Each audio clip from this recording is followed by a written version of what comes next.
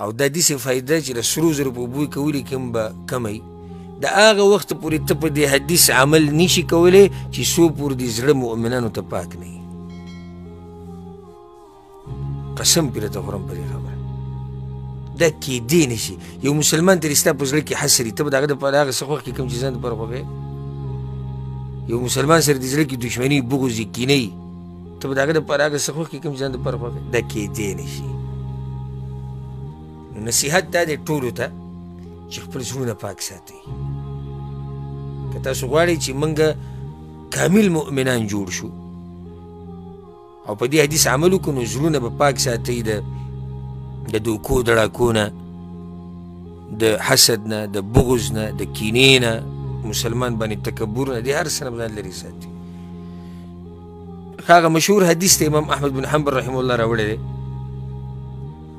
تاسو به اورېدلی مي. انس رضی الله عنه وی موږ د پیغمبر صلی الله علیه وسلم سره ناست او پیغمبر صلی الله علیه وسلم دا وی چې یطلع علیکم الآن رجل من اهل الجنه. یو سړی به اوس راځي راننوځي او په تاسو باندې او هغه به جنتي. دا ډېره غټه خبره ده چې یو سړی په ځمکه باندې ګرځي ژوندی او داسې وویلی شي چې دی به څه جنتي وي. ټول صحابه کرام دې دروازې ته یې کتو چې څوک به راننوځي. پیغمبر صلی الله علیه وسلم او صحابه کرام جومات کې ناست دي، وایي په دې دروازه به اوس یو کس راځي هغه به جنتي. ټولو دروازې ته کتو څوک به راځي.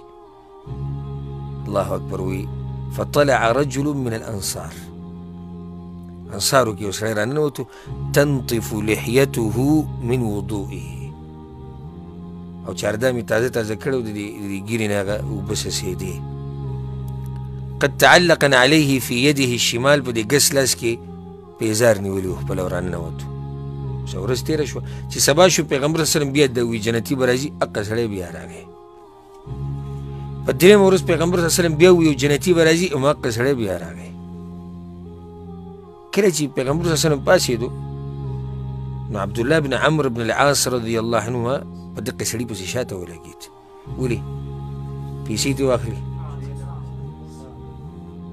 یعنې چې دی هم جنتي شي، د دې دپاره ولګېد چې دی په عمل وکړي چې دی هم جنت ته لاړ شي. د دې دپاره د هغوی د لګېدم دې دپاره و. اپسې ورغی هلته انس بن مالک ووي عبدالله بن عمرو به په خپله دا خبره کوله. دی هلته ورغی او ورته ووایي چې زما د پلار سره څه ورانې راغلی دی او بس د کور نه راوتی یم، نو فإن رأیت أن تؤویني إلیک حتی تمضي فعلتو. که ته پرېږدې او دا درې ورځې لپاره زه نه ځم هلته، که ته مې پرېږدې ځان سره یو پاتې به شم. هغه ورته وایي پاتې شه، دې کیسې دي. په خپله بیا عبدالله وایي چې زه د هغه سره پاتې شوم، د شپې به ویده کېدم نه، ده ته به مې کتو. 3 شپې د هغه سره پاتې شوم. وایي د شپې داسې خاص تهجد به یې نه کول.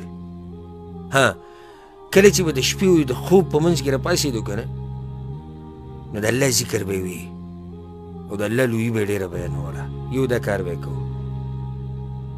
بله دا چې یعنې پالتو خبرې ما د ده نه په 3 ورځو کې نه دي اورېدلي چې څه به یې وي د خیر خبره به یې کوله.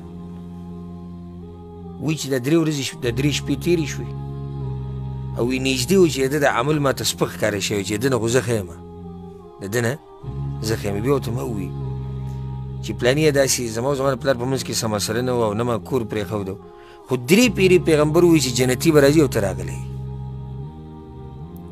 نو زه ستا خوا له دې دپاره راغلی یم چې لانظر ما عملک، چې ستا څه عمل دی، نو چې موږ هم دغه عمل شروع کړو.